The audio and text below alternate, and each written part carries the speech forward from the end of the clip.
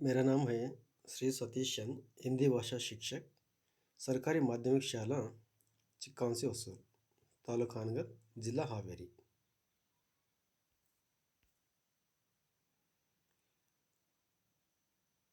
सीमा रेखा विष्णु प्रभाकर, लेखक है विष्णु प्रभाकर।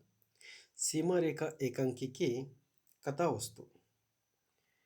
सीमा रेखा एकांकी विष्णु प्रभाकर जी द्वारा रचित राष्ट्रीय चेतना प्रधान एकांकी है। लेखक का मत है कि जनतंत्र के वास्तविक स्वरूप में दिन प्रतिदिन विसंगतियां उत्पन्न हो रही है, जिसके कारण राष्ट्रीय हित की निरंतर हत्या हो रही है। राष्ट्रीय चेतना के अभाव में होने वाले आंदोलनों में राष्ट्रीय संपत्ति की हानि चिंता का विषय बन गई है। प्रभाकर जी ने इस समस्या को ही अपने एकांकी की कथा वस्तु बनाया है। इसमें उन्होंने चार भाइयों के रूप में स्वतंत्र भारत के चार वर्गों के प्रतिनिधियों के द्वंद्व को प्रस्तुत किया है। एकांकी में विभिन्न घटनाओं के माध्यम से इस बात को भी सिद्ध किया गया है कि जनतंत्र में सरकार व जनता के बीच कोई विभाजक रेखा नहीं होती। एकांकी की कथा वस्तु निम्नवत है।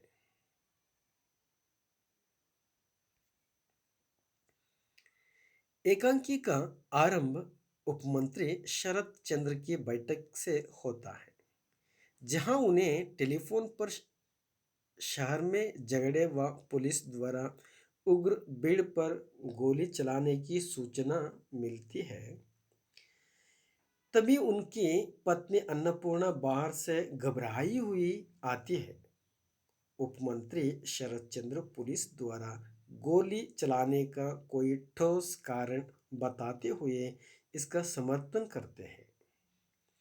चौथे भाई सुभाष की पत्नी सविता पुलिस की इस कृत्य को अनुचित बताती है, परंतु शरद चंद्र के बड़े भाई लक्ष्मी चंद्र पुलिस के इस कार्य को उचित बताते हैं। फोन पर शरद चंद्र को सूचना मिलती है कि गोलीबारी में 20 लोग घायल हुए व 5 लोग मारे गए हैं। घायलों को अस्पताल पहुंचा दिया गया है। तभी पुलिस कप्तान विजय को, जो कि शरद चंद्र व लक्ष्मी चंद्र का भाई है, वह आता है। वह अपने कार्य को उचित बताता है, क्योंकि जनता को कानून अपने हाथों में लेने का अधिकार नहीं है। इसी बीच सुभाष आता है, एक जन नेता है और उन तीनों का भाई है। वह पुलिस द्वारा किए गए है गोली कांड की निंदा करता है और स्वतंत्र भारत में गोली चलाना जुर्म मानता है। वह अपनी शरद चंद्र से निवेदन करता है कि इस घृणित कार्य के लिए उत्तरदायी पुलिस अधिकारी को मुअत्तिल किया जाए व इसकी जांच कराई जाए। सुभाष व सविता पुनः कहते हैं कि जनतंत्र का अर्थ ही जनता का राज्य है। तभी वहां लक्ष्मी चंद्र की पत्नी तारा विक्षिप्त अवस्था में आती है और सूचना देती है कि उसका पुत्र अरविंद पुलिस की गोली का शिकार हो गया है। अब लक्ष्मी चंद्र इसे पुलिस की क्रूरता बताते हैं और विजय पागल सा हो जाता है। तभी भीड़ के अनियंत्रित होकर आगे बढ़ने की सूचना मिलती है। विजय, शरद चंद्र और सुभाष भीड़ को नियंत्रित करने के लिए जाते हैं। विजय अनियंत्रित भीड़ पर गोली चलाने से इनकार कर देता है।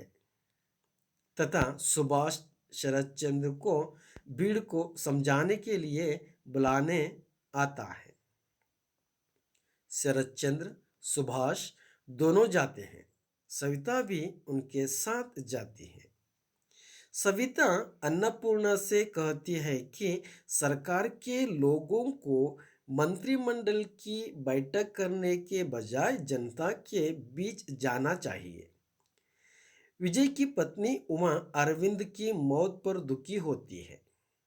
विजय के अनियंत्रित भीड़ पर गोलियां चलाने के परिणाम स्वरूप विजय व सुभाष असामाजिक तत्वों के हमले में कुचलकर मारे जाते हैं और शरद चंद्र घायल हो जाते हैं। सारा वातावरण करुणा और गंभीरता से परिपूर्ण हो जाता है। भीड़ शांत हो जाती है। तीनों के शव बैठक में लाकर रख दिए जाते हैं। शरद चंद्र, अरविंद व सुभाष को जनता की क्षति और विजय को सरकार की क्षति बताते हैं। अन्नपूर्णा इसको अपने घर की क्षति बताती है। इस पर सविता इसे देश की क्षति बताती है। वह कहती है, देश क्या हमसे और हम क्या देश से अलग है। शरद चंद्र उसकी बात का समर्थन करते हुए कहता है कि वास्तव में यहाँ सारे देश की क्षति है। जनतंत्र में सरकार व जनता के बीच कोई विभाजक रेखा नहीं होती।